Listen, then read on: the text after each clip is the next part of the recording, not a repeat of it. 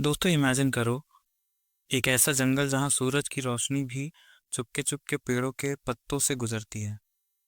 हवा में नदी हवा में नदी के बहने की आवाज, मोरों की चहचहाहट और कहीं दूर शेर की दहाड़। ये है काड़बेट्टू, एक छोटा सा गांव जो प्रकृति का पंजुर्ली देव, जो वरह के रूप में प्रकृति की रक्षा करता है, और गुलिका देव जो बुराई से लड़ता है। इन देवताओं के किस्से बहुत पुराने हैं। बोलते हैं एक बार पंजुर्ली ने एक भूकंप से गांव को बचाया था, जब उसने अपने वराह के रूप में जमीन हिला दी थी। हर साल भूतकोला के त्योहार में ये देवता जिंदा होते हैं, लोगों के दिल से बातें करते हैं। गांव के लोग सुबह खेती करते हैं, शाम को देवताओं के मंदिर में दिया जलाते हैं।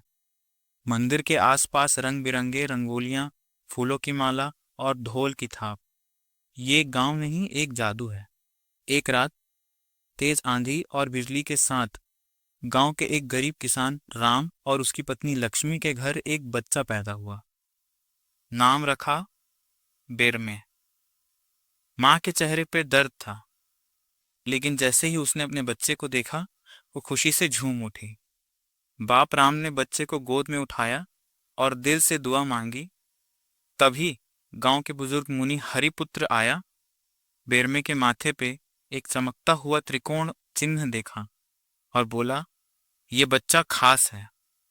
पंजुर्ली की आग इसके अंदर जलती है। यह प्रकृति का रक्षक बनेगा। बेरमे का बचपन तो जैसे जंगल की कहानी है।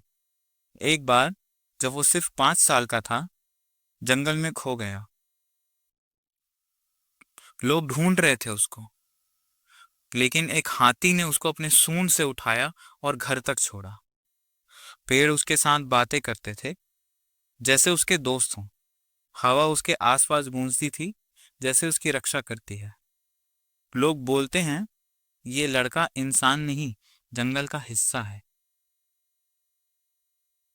काड़बेट्टू में हर साल भूतकोला का त्योहार होता था, एक ऐसा जश्न जहां देवता लोगों के बीच आते। मंदिर को फूलों से सजाया जाता, ढोल बजते और रंगोली बनाए जाते थे। एक व्यक्ति को देवता का अवतार बनाते थे, वो एक अलग ही दुनिया में खो जाता।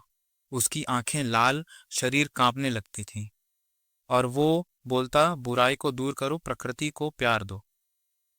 एक बार भूताकोला में देवता ने कहा कि एक बड़ा संकट आएगा, लेकिन गांव वालों ने उस बात को टाल दिया। यह त्योहार का दिन था। कड़म्बा राज्य का राजा कुलशेखरा पहले न्यायप्रिय था। लोग बोलते उसने एक बार एक गरीब किसान को अपना अनाज वापस दिलाया था, लेकिन उसका दिल बदलने लगा जब विदेशी व्यापारी आए और उसको जंगल की दौलत का लालच दिया। लकड़ी, जड़ी बूटियां और एक पुराना खजाना जो जंगल में छुपा हुआ था। राजा के सलाहकार ने कहा, महाराज, ये देवता और त्योहार आपकी ताकत को कमजोर करते हैं। राजा के दिल में शक होगा। वो जो कभी मंदिर में सर झुकाता था, अब उसने भूताकोला पर रोक लगा दी, मंदिर तोड़ने का हुक्म दिया और पेड़ काटना शुरू कर दिया। गांव के लोगों का दिल टूट गया, लेकिन उनके दिल में एक उम्मीद थी। बेर में राजा की बेटी राजकुमारी कनकवती अपने पिता से बिल्कुल अलग थी। वो प्रकृति से प्यार करती थी, मंदिर में चुपके से दिया जलाती थी। एक दिन जंगल के किनारे नदी के पास उसकी मुलाकात बेरमे से हुई। बेरमे उसको एक फूल देता है और बोलता है, ये जंगल का दिल है, इसको संभालो। कनकवती उसकी आंखों में जंगली शक्ति और दिल की सादगी देखकर हैरान हो जाती है। दोनों के दिल धड़कने लगते हैं। वो रात के अंधेरे में मिलते, पेड़ों की छाया में बातें करते। कनकवती बोलती, मुझे राजनीति से नफरत है, मैं जंगल में रहना चाहती हूँ, मैं महल में नहीं रहना चाहती। लेकिन जब राजा को पता चला, उसने अपनी सेना भेजकर गांव में हमला करवा दिया और कनकवती को बंदी बनाकर जेल में डाल दिया। एक रात जब भूता कोला का दिन आया, गांव अंधेरे में डूबा हुआ था। मंदिर की आग बुझी हुई थी। लोगों के दिल में डर था। बच्चे बहुत ज्यादा रो रहे थे।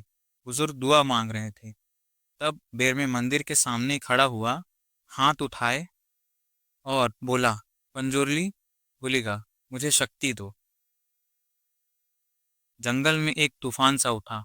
हवा तेज, पेड़ झूमने लगे और बेरमे के शरीर में चमक आई। उसकी आंखें लाल, आवाज गहरी और माथे का त्रिकोण चिन्ह चमका। वो बन गया देवता का अवतार, त्रिशूल हाथ में, प्रकृति का रक्षक। राजा की सेना जंगल पर टूट पड़ी। पेड़ काटे, गांव जलाए, लोगों को बंदी बनाया, लेकिन बेरमे हर मोड़ पर खड़ा था। एक बार जब सेना एक पेड़ काट रही थी, बेरमे ने त्रिशूल से जमीन को मारा और एक झरना फूट पड़ा। सेना भाग गई। जंगल के जानवर उसके साथ थे। शेर, हाथी, सबने बेरमे का साथ दिया। कनकवती भी चुपके से गांव आ गई, अपने पिता के खिलाफ लड़ने के लिए। आखिर में बेरमे और राजा का सामना हुआ। राजा अपनी तलवार लेके आया, लेकिन बेरमे के सामने उसकी तलवार बेकार रही। युद्ध के दौरान बेरमे ने राजा को जमीन पर गिरा दिया, लेकिन उसने गुस्सा नहीं दिखाया। बोला, महाराज, याद करो, तुम भी कभी देवताओं में विश्वास करते थे। तुमने अपने भाई को खो दिया, तब पंजुर्ली ने तुम्हें सहारा दिया। राजा की आंखों में आंसू आए। उसको अपनी गलती का एहसास हुआ। उसने सेना वापस बुलाई, भूताकोला फिर से शुरू किया और जंगल को अपना घर फिर से मान लिया। गांव में शांति लौट आई। बेरमे और कनकवती ने मिलकर गांव को नई जिंदगी दी। नए पेड़ लगाए, मंदिर बनाए। लोग बोलते हैं बेरमे जंगल में रहता है।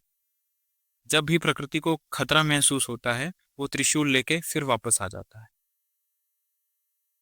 कनकवती हर भूताकोला में एक दिया जलाती है, बेरमे के लिए। गांव के बच्चे आज भी उसकी कहानी सुनते हैं और सोचते हैं, प्रकृति को बचाना हम सबका फर्ज है।